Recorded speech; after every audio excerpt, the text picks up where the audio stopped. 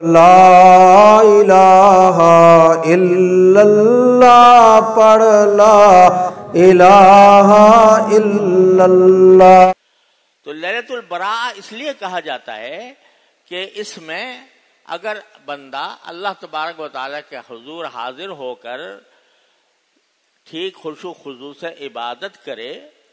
اور اپنے سابق زندگی سے توبہ کرے،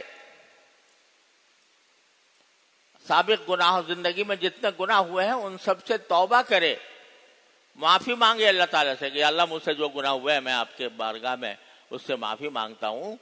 تو اس کو براءت حاصل ہو جاتی ہے، یعنی وہ بری ہو جاتا ہے، گناہوں سے بری ہو جاتا ہے، عذاب سے بری ہو جاتا ہے۔ کیونکہ جو اللہ تبارک و تعالیٰ کا کرم یہ ہے کہ کوئی بندہ اگر 70 سال بھی مسلسل گناہوں میں مبتلا رہا ہو حقوق اللہ سے متعلق، اور پھر 70 سال کے بعد ایک دن سچے دل سے کہہ دے کہ استغفر اللہ ربی من کل ذنب واتوب الیہ، کہ یا اللہ میں آپ سے اپنے سارے گناہوں کی معافی مانگتا ہوں اور توبہ کرتا ہوں، تو اللہ تبارک و تعالیٰ اس کے گناہ سب دھو دیتے ہیں، معاف فرما دیتے ہیں۔ یہ اللہ تعالیٰ کا کرم ہے، اور یہ دروازہ اللہ تعالیٰ نے موت تک کھلا رکھا ہے۔ موت سے پہلے پہلے آدمی جتنا بھی گناہ کیے ہوں، اگر اللہ تبارک و تعالیٰ کے بارگاہ میں حاضر ہو کر سچے دل سے توبہ کر لے تو معاف کر دو۔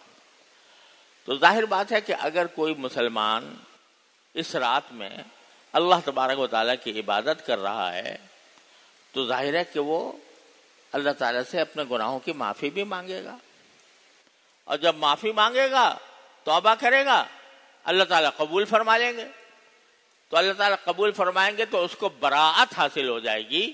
اس گناہ سے بری ہو جائے گا وہ، اس لیے اس کو شب براءت کہا جاتا ہے۔ لیکن اس کے گزارنے کا صحیح طریقہ جو ہے وہ یہ ہے کہ یہ راتیں ایسی ہوتی ہیں جن راتوں کے اندر اللہ تبارک و تعالیٰ نے فرمایا کہ خصوصی رحمتیں اللہ جل جلالہ کی نازل ہوتی ہیں، ان کو گزارنا چاہیے تنہائی میں اللہ تبارک و تعالیٰ کے حضور حاضر ہو کر۔ اس میں اسی وجہ سے کوئی اگر اجتماعی عبادت کی جائے، جیسے باقاعدہ جماعت کی جائے، جماعت نفلی نماز کی جماعت کی جائے، تو وہ مکروہ ہے، وہ جائز نہیں ہے۔ اور اسی طریقے سے اس میں اگر کوئی ایسا عمل کیا جائے کہ جو اجتماعی نوعیت کا ہو، وہ پسندیدہ نہیں ہے۔ بہت سے لوگ اس رات کو تقریروں میں، جلسوں میں، دعوتوں میں خرچ کر دیتے ہیں۔ ارے اس کا تو ایک ایک لمحہ قیمتی ہے، یہ اس میں خرچ کرنا، اس کو جلسوں میں تقریروں میں خرچ کرنا، اگر شب برات کے بارے میں لوگوں کو اس کی فضیلت بتانی ہے اور لوگوں کو اس پر آمادہ کرنا ہے کہ وہ اس رات سے فائدہ اٹھائیں، تو وہ رات کے آنے سے پہلے ہونا چاہیے۔ جب رات آ گئی تو اس کا ایک ایک لمحہ قیمتی ہے، اللہ تبارک و تعالیٰ نے اس کی بڑی اس میں عظمت رکھی ہے۔ لہذا یہ رات تو ایسی ہے کہ بندہ ہو اور اس کا اللہ ہو، یعنی تنہائی میں بندہ اپنے پروردگار سے رابطہ قائم کرے، بندہ اپنے پروردگار سے تعلق جوڑے، کتنا ہی گناہگار ہو، کتنا ہی فاسق و فاجر ہو، کتنے بڑے بڑے گناہ اسے سرزد ہو گئے ہوں، لیکن اللہ تعالیٰ نے اپنے ساتھ رابطہ کرنے کو، اپنے ساتھ تعلق جوڑنے کو اتنا آسان بنا دیا ہے کہ کتنا ہی انسان گیا گزرا ہو، گناہوں میں لت پت ہو، اللہ تعالیٰ کہتے ہیں آ جاؤ، اسی حالت میں آ جاؤ اور میرے سامنے حاضر ہو کر مجھ سے معافی مانگ لو۔ ایک مرتبہ تم سچے دل سے کہہ دو گے کہ اللہ مجھے معاف کر دے، میں نے زندگی بہت گناہوں میں گزاری ہے، یا اللہ مجھے اپنی رحمت سے معاف فرما دے، تو یہ اللہ تعالیٰ فرماتے ہیں ایک لمحے میں تمہارے 70 سال کے گناہ معاف کر دوں گا، بشرطے کہ وہ حقوق اللہ سے متعلق ہوں، حقوق العباد اس طرح معاف نہیں ہوتے۔ تو اللہ تبارک و تعالیٰ نے اس طرح دروازہ کھولا ہوا ہے۔ تو یہ نہ سمجھے کہ بھئی ہم تو گناہ گار ہیں، خطا کار ہیں، ہم سے بہت سے گناہ ہوئے ہیں، ہم اللہ تعالیٰ کی عبادت نہیں کر پاتے، بے نمازی ہیں، فرض کرو بے نمازی ہیں، وہ سمجھے کہ بھئی میں کیا جاؤں گا اللہ میاں سے، میری کیا دعا قبول کریں گے اللہ تعالیٰ، میں تو گناہ گار ہوں، خطا کار ہوں۔ ارے ایسے گناہ گار خطا کار کی جو اپنے گناہوں اور خطاؤں پر نازم بھی ہو،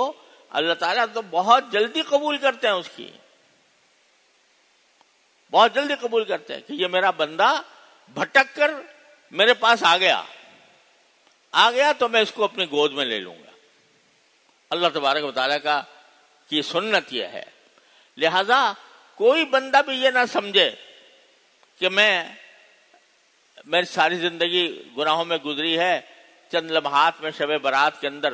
اللہ تعالیٰ کی طرف رجوع کر کے گزار لوں گا تو کون سا تیر مار لوں گا اور اس سے کس طرح میرے ساری زندگی کے دلیدر دور ہو جائیں گے۔ یہ سب شیطان کا دھوکہ ہے۔ ارے چند لمحوں کے لیے چاہے حاضر ہو جاؤ، لیکن اللہ تبارک و تعالیٰ سے اپنا رابطہ قائم کر لو، نفلیں پڑھ کر لو، تلاوت کر کے کر لو، ذکر کر کے کر لو۔ تیسرا کلمہ سبحان اللہ والحمد للہ ولا الہ الا اللہ واللہ اکبر ولا حول ولا قوت الا باللہ العلی العظیم، یہ کلمہ ایسا ہے کہ اس کے بارے میں احادیث میں آتا ہے کہ یہ گناہوں کے معاف کرنے کے معاملے میں یہ کلمہ اکسیر ہے۔ لہذا اس میں کرنا کیا ہے؟ جتنا ہو سکے نفلی نماز اللہ تعالیٰ کی بارگاہ میں، نفلی نماز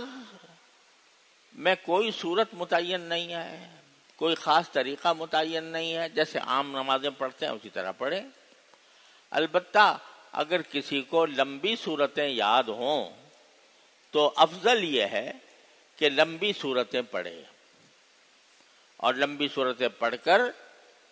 لمبے رکوع کرے، لمبے سجدے کرے۔ اور نفلی نمازوں میں جو رکوع میں اور سجدے میں دونوں میں مسنون دعائیں کرنا بھی جائز ہے۔ سبحان ربی العظیم، سبحان ربی الاعلیٰ تو کہتے ہی ہیں، اس کے ساتھ کوئی دعا جو ربنا آتنا فی الدنیا حسنۃ نہیں، یہی مانگ لو،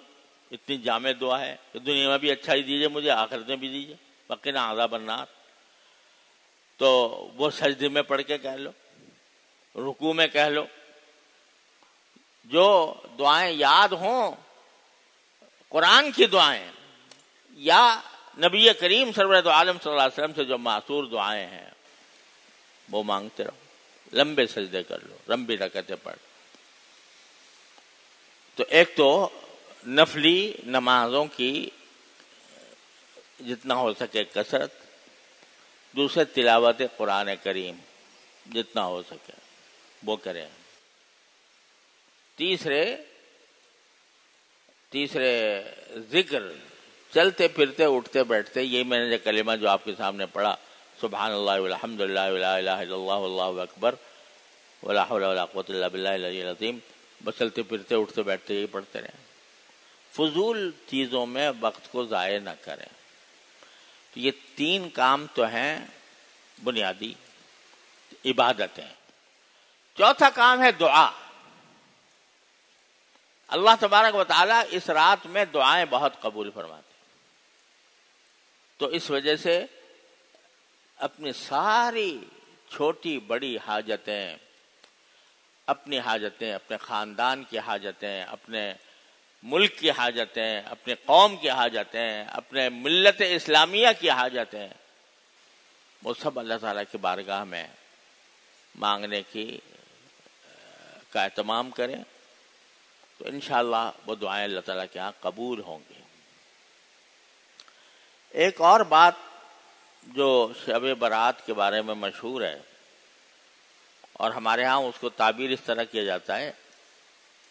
کہ جس کا انتقال ہونے والا ہوتا ہے اگلے سال میں تو اس کا پتا کٹ جاتا ہے۔ یہ عام طور سے یہ جملہ مشہور ہے کہ بعض پتہ نہیں کتنوں کے پتے کٹیں گے، مطلب یہ کہ کچھ پتہ نہیں ہے کہ کتنے لوگوں کے بارے میں فیصلہ ہوگا کہ بھئی اگلے سال میں ان کو دنیا سے بلانا ہے اپنے پاس۔ یہ بات جو ہے یہ بالکل بے اصل تو نہیں ہے، لیکن بہت مضبوط بھی نہیں ہے۔ ایک روایت ہے جس میں یہ آتا ہے کہ اس رات میں اللہ تبارک و تعالی سال بھر میں جتنے کام ہوتے ہیں وہ متعلقہ فرشتوں کے حوالے کر دیتے ہیں کہ بھئی کس کو کتنا رزق ملنا ہے اس سال میں، تو وہ جو رزق کے اوپر جو فرشتہ متعین ہے اس کو بتا دیتے ہیں کہ بھئی اس سال میں فلاں کو اتنا رزق دینا ہے۔ اور اسی طرح کس آدمی کو ابھی زندگی اس کی باقی ہے اور کس کی زندگی ختم ہونی ہے، تو اس کا معاملہ بھی اللہ تعالیٰ متعلقہ فرشتے کو حوالے کر دیتے ہیں۔ تو یہ ایک روایت ہے، اگرچہ سند کے اعتبار سے بہت زیادہ یہ مضبوط بھی نہیں ہے، لیکن ایک روایت ہے۔ تو بہرحال احتمال تو ہے کہ ایسا ہوتا ہو۔ ضعیف روایت بھی جو ہوتی ہے وہ بالکل ایسی نہیں ہوتی کہ ہمیشہ غلطی ہو، اس میں احتمال تو ہوتا ہے کہ شاید اگرچہ راوی کمزور ہے لیکن بات جو روایت کر رہا ہے وہ صحیح ہو، احتمال تو ہے۔ لہذا اس میں اگر بندہ اس رات میں یہ دعا کرے کہ یا اللہ آج آپ میرے اگلے سال کے تمام رزق کا فیصلہ کرنے والے ہیں، تو اللہ اپنے رحمت سے میرے رزق میں وسعت عطا فرما دیجئے، حلال رزق مجھے وسعت کے ساتھ عطا فرما دیجئے، تو اچھی کوئی حرج نہیں ہے اس لیے دعا کرنے میں۔ اور اسی طرح یہ دعا کرنے میں کہ یا اللہ اگر آپ نے میری زندگی مقدر فرمائی ہے اس سال میں، تو پھر میری زندگی کو جو باقی زندگی ہے اس کو آپ اپنے رضا کے مطابق ڈال دیں، اور مجھے اپنی اس باقی ماندہ زندگی میں ایسے اعمال کی توفیق عطا فرما دیجئے جو آپ کو راضی کرنے والے ہوں، تاکہ جب میں دنیا سے رخصت ہوں تو آپ کی مغفرت کا پروانہ لے کر رخصت ہوں۔ یہ دعا مانگنے میں کوئی حرج نہیں، لیکن حقیقت میں نے بتا دی کہ کوئی بہت پکی یا مضبوط روایت نہیں ہے، ایک ہے روایت، اور اس کی وجہ سے اس طرح کی دعا کر لینے میں کوئی حرج نہیں، بلکہ کرنی چاہیے۔